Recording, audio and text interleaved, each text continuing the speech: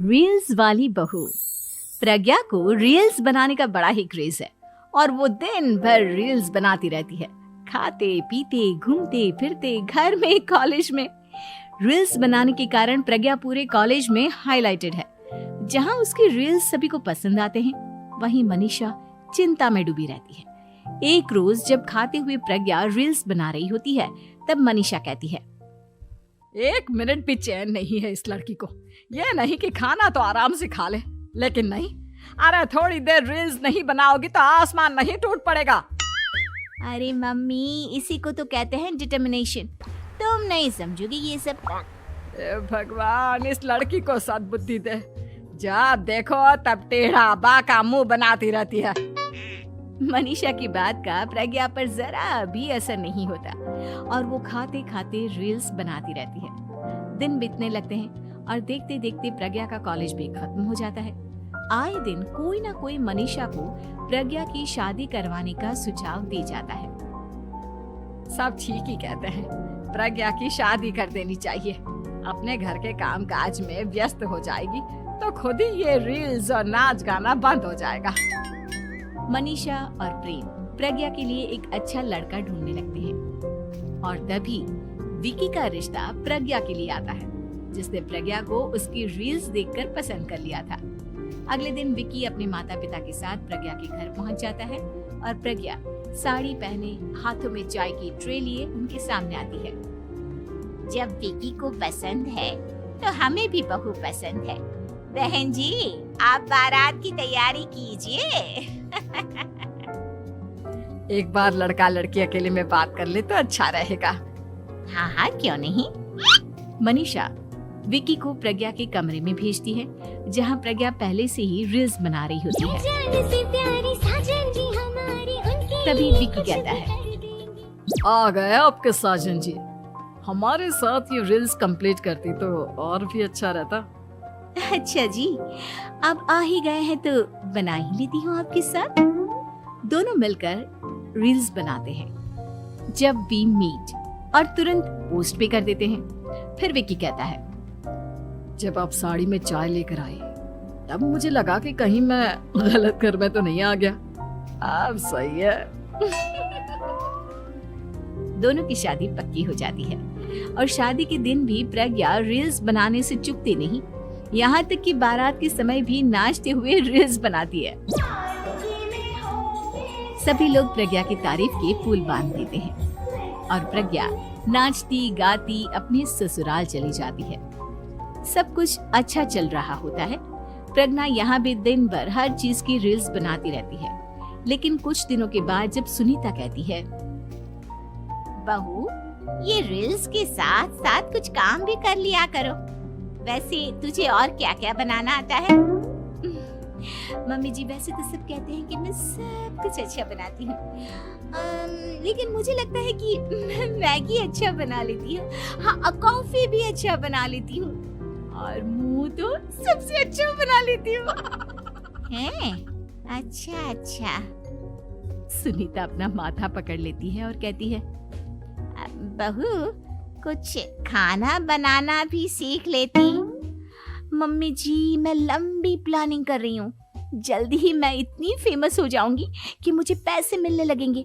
हम दोनों सास बहू राज करेंगे, राज नौकर काम करेंगे और लोगों की तो लाइन लगेगी हमसे मिलने के लिए। तेरा दिमाग खराब हो गया है क्या बहू? हंसी मजाक तक ठीक है, लेकिन इस तरह घर नहीं चलते। जितना जल्दी हो इस घर के तौर तरीकों को सीख लो। प्रज्ञा मुंह घुमाकर चली जाती है और तुरंत उसी वक्त एक रील बनाती है। ये देख सुनीता का गुस्सा 7वें आसमान पर चला जाता है और विकी के घर आती ही सुनीता उसे सब कुछ बताती है। विकी भी अब प्रज्ञा की इन हरकतों से परेशान हो जाता है। तुम टेंशन मत लो मम्मा, मैं देख लूंगा। विकी कमरे में जाता है तो देखता है कि प्रज्ञा रील्स बना रही है।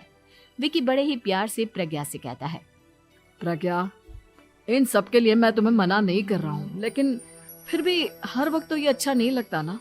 समझने की कोशिश करो, मुझे भी तुम्हारा थोड़ा वक्त चाहिए। मैं जब ऑफिस से आता हूँ तो मुझे समय देने की जगह इसी में लगी रहती है। तुम ज्यादा ही सोच रहे हो। तुम भी मेरे साथ रील्स बनाओ ना, तुम्हें भी बहुत अच्छा लगेगा। तुम्हें इज्जत से कोई बात समझ में नहीं आती क्या? दिमाग खराब हो गया है तुम्हारा इस चकाचौंध से। अगर तुमने अपना रवैया नहीं बदला तो मैं तुमसे दूर चला जाऊंगा। तुम ही रिश्ता लेकर आए थे, मुझे लड़कों की कमी नहीं थी और ना आज है। विकी दरवाजा पटक कर चला जाता है। धीरे धीरे विकी प्रज्ञा से दूर होता जाता है। एक रोज मनीषा प्रज्ञा के ससुराल उससे मिलने जाती है। तब सुनीता उससे कहती है, बहन जी, अब आई हैं तो कुछ दिन यहाँ रहकर जाइएगा, आप ही का घर है। हाँ मम्मी, बहुत दिन हो गए तुम्हारे साथ एक भी रील नहीं बनाई मैंने। प्रज्ञा तुरंत अपने फोन में रील्स ऑन कर लेती है। ये सब मुझसे नहीं होता। तेरा ये भूत अभी तक नहीं उतरा क्या? बहन जी, आप कुछ कहती नहीं क्या इसे? जब आप ही कुछ नहीं कर पाई तो मैं कर ही क्या सकती हूँ। सास तो वैसी ही बदनाम है। शाम को घर की लाइट चली जाती है और मनीषा प्रज्ञा से कहती है, मेरे घुटनों में बहुत दर्द हो रहा है, तू लाइट का कुछ इंतजाम करना बेटा। अच्छा, कैंडल जला देती हूँ मम्मा। प्रज्ञा गाते हुए कैंडल जलाती है और खिड़की के पर्दे के पास रख देती है।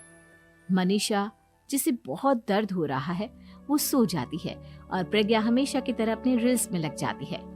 उधर कैंडल की वजह से पर्दा आग पकड़ लेता है और मनीषा के कमरे में आग लग जाती है।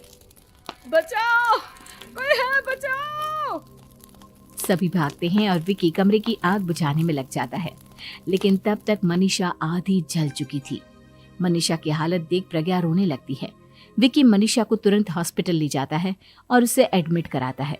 विकी प्रज्ञा से कहता है, देख लिया ना, तुम्हारे इस नाच गाने की वजह से आज तुम्हारी माँ की जान जाते जाते रह गई। अब पता नहीं तुम और क्या चाहती हो। उधर डॉक्टर कहते हैं, इनकी हालत बहुत नाजुक है, आधे से ज्यादा जल चुकी है। प्रज्ञा रोती हुई मंदिर में जाती है और भगवान के आगे जाकर कहती है, भगवान, मेरी माँ को ठीक कर दो। मैं कसम खाती हूँ, हाथ से ये रील्स बनाना छोड़ दूंगी। बस मुझे मेरी माँ वापस मिल जाए। 2 दिन बीत जाते हैं और मनीषा खतरे से बाहर आ जाती है। पेशेंट अब ठीक है, आप लोग उनसे मिल सकते हो। सब कोई मनीषा से मिलता है और प्रज्ञा सबके सामने अपना फोन तोड़ देती है। मुझे माफ कर दो मम्मा, मैंने तुम लोगों की बातों को नजरअंदाज किया। बेटा, कोई भी चीज जरूरत से ज्यादा खराब है।